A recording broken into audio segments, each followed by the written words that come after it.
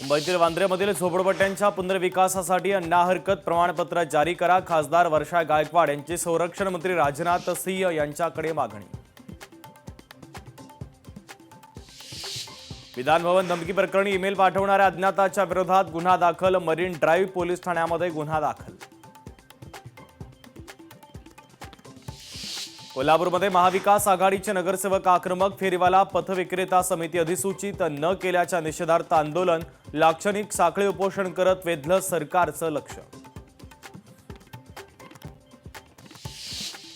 मेळघाटातील पाणीपुरवठा योजनांमध्ये कोट्यवधींचा भ्रष्टाचार. युवक काँग्रेसच्या जिल्हाध्यक्षांचा आरोप. तर या प्रकरणी प्रशासनानं चौकशी करण्याची केली मागणी.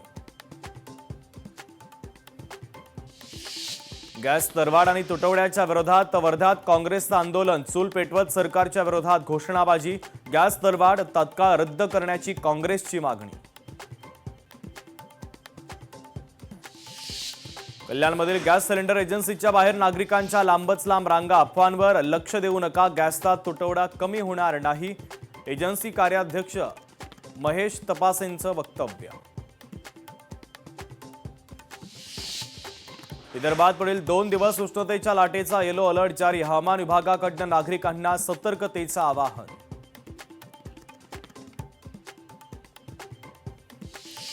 धुळ्यातील पिता-पुत्र हत्या प्रकरणी माजी नगराध्यक्ष बाजीराव पवारसह 11 जणांना शिक्षा. हत्या प्रकरणात 1 जण निर्दोष मुक्त.